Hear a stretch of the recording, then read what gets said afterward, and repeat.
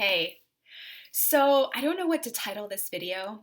I was thinking about calling it the Demon Slumber Party, but essentially, what I want to share with you guys today in the numerology challenge of this month is how important it is to know the superpowers of the people that are in your life.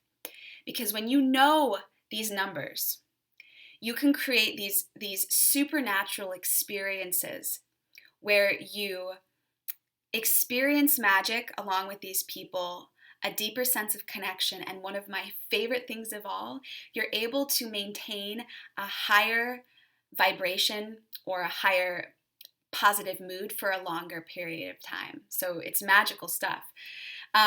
Case in point, let me talk about what happened over Christmas break, okay? This is the most amazing, magical story. So my daughter, her name is Cami. She's 13 years old, and her friend came to have a sleepover at our house for 2 nights. And the first night went good. But when we're in the second day, her friend Susie calls me from the living room. She's like, Nat, come here, come here.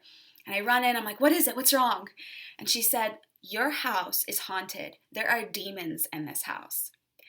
And to be honest, I kind of rolled my eyes. I was like, oh, Jesus. Because this beautiful child is sort of notorious for lying through her teeth, being very dramatic. And I thought she was joking, and I thought she was being a bit jovial. And she's like, oh, this object just came out of thin air and hit me in the back. And she's like, last night, I think that I saw something. And so I just kind of laugh it off, and I walk away. But as the day goes on, I can feel from her this like apprehension and a little bit of fear. And she ends up calling her mom and telling her mom, like, listen, I think Cami's house is haunted. I'm serious. I'm really scared. So when I hear this, I say, oh my gosh, Susie, I'm so sorry. I thought you were joking. Give me a couple minutes. Let me think about this. So I go in my room and I sit down and I think about her numbers. And so luckily, Cami and I do the numbers of all of her friends. So I already knew what life path she was. She's a 9 life path. And I thought, okay, she's the 9 life path, the wise wizard, the humanitarian. Nines they have an incredible broad perspective and a broad awareness. So they can sense and feel what's going on in the environment. But one of the ways that this shows up is that nines will sort of create these imaginings, these metaphors for what is going on in their reality. So these lies are actually representations of something authentic, something that's really happening. And I thought of, I was sitting in my room and I saw this book. This is my Bible. This is, you see these like rings? When I was 9 years old, the Never-Ending Story was my favorite movie, and this looks like the book from the Never-Ending Story. So I would bring it into my room, and I would put my cups on it, and I totally ruined the cover. Lo and behold, as an adult, Carl Jung's A Man and His Symbols has become my Bible for numerology and archetypes and superpowers. Anyway, I see this book, and I'm reminded, Carl Jung was a 9 life path, and I'm reminded of one of the most amazing stories. When he was in his early psychiatry career, he was at a loony bin, which is a horrible way to say it, but he worked in a mental institution, and there was this one young woman who kept on telling her psychiatrists that she had been to the moon, and they thought she was absolutely insane.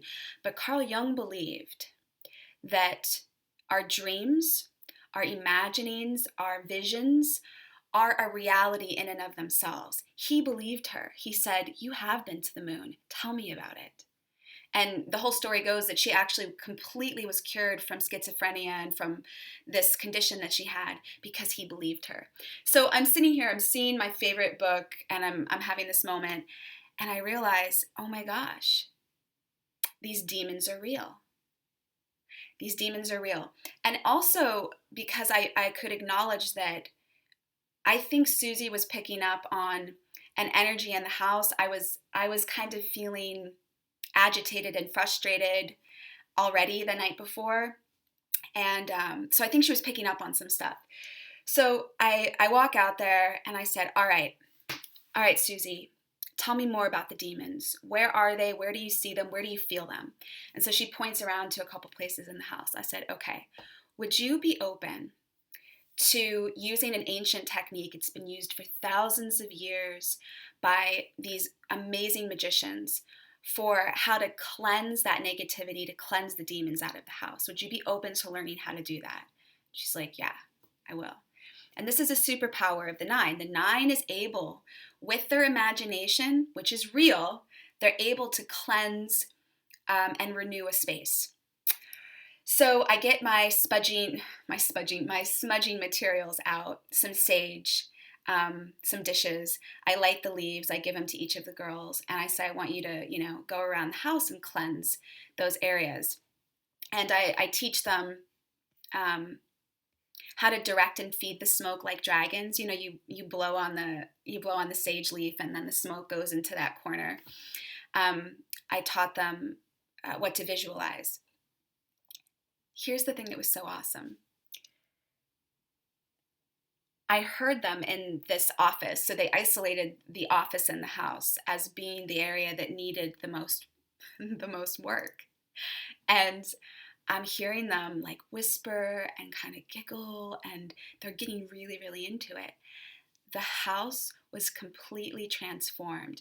We had the most amazing night. The girls jumped on the bed with me. We were laughing and giggling. We had such a fantastic time. And it was all catalyzed by Susie's number 9 wise wizard sensing of darkness, sensing that something needed to be cleansed, and her ability to do just that. So, this is the importance of knowing the superpowers or the numbers of the people, obviously in your life that you're intimate with or that are in your inner circle, but even the people that are sort of in the periphery. Because when you know their superpowers, you can start to participate in their magic. So that is my story of the day. And if you want to know what superpowers you have or what superpowers the people in your life have, obviously you can have one-on-one coaching with me.